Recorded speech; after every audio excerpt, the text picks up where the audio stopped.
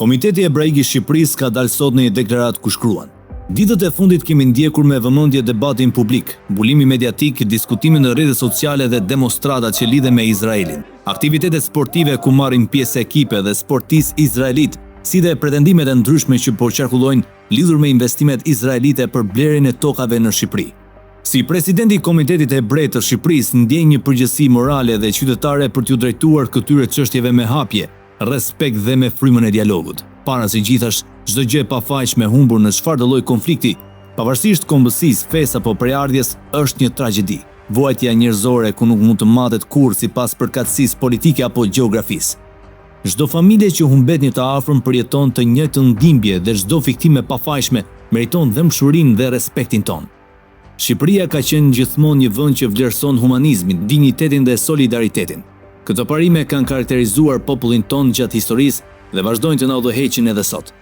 Në të njëjtën kohë është e rëndësishme që emocionet dhe debatet publike të mos shojnë në përgjegjësime që prekin padrejtësisht individ apo komunitete të pafajshme.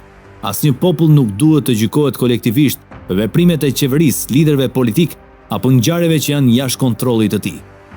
Komiteti Hebrej i Shqipërisë nuk është një institucion politik dhe nuk përfaqëson politikat apo vendimet e asnjë qeverie. Ne jemi qytetar, familje, profesionist, si përmarrës dhe antar aktiv të shoqërisë shqiptare që jetojmë, punojmë dhe kontribojmë në këtë vend, duke ndarë të njëjtat shpresa, shqetësime dhe aspirata si të gjithë shqiptarët. E lidhur me protestat dhe reagimet e fundit të lidhura me aktivitetet sportive, ne besojmë fort se sporti duhet të mbetet një platformë bashkimi dhe jo përçarje. Sporti ka fuqinë unike për të afruar njerëz nga kultura, fe dhe kombësi të ndryshme. Ndërsa çdo individ ka të drejtën të shprehë mendimin e tij në mënyrë paqësore, aktivitetet sportive nuk duhet të shndrohen kurrë në platforma për urrëtie, diskriminim apo armiqësi ndaj një populli, komuniteti apo besimi të tërë.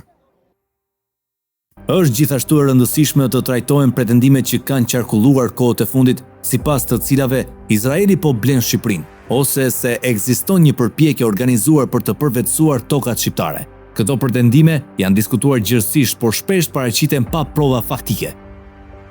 Shqipëria është një shtet sovran dhe demokratik, i qeverisur nga ligjet dhe institucionet e saj. Çdo investim i huaj, pavarësisht nga vendi i origjinës, rregullohet nga legjislacioni shqiptar dhe mbikëqyrjet nga autoritetet shqiptare.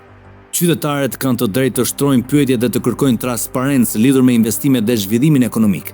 Transparenca e forcon demokracinë. E megjithatë, shqetësimet duhet të trajtohen përmes fakteve, provave dhe institucioneve publike dhe jo përmes spekullimeve, dezinformimit dhe supozimeve të bazuara në përkatësi etnike ose fe.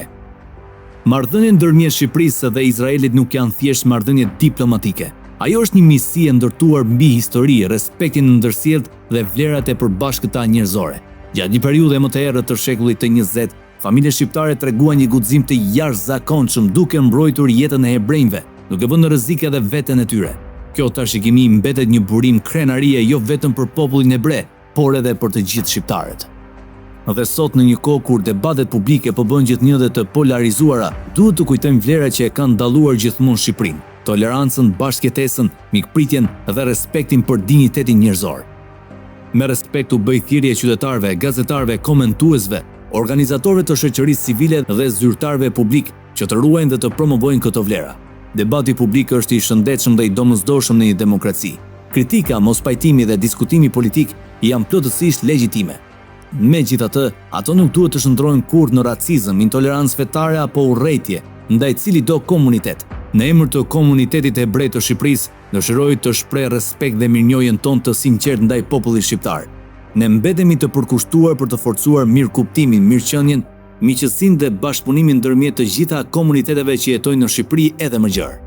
Në një kohë kur dezinformimi mund të përhapet me shpejtësi dhe emocionet mund të jenë të forta, le të zgjedhim dialogun në vend të përçarjes, faktet në vend të spekullimeve dhe respektin e ndërsjellët në vend të armiqësisë.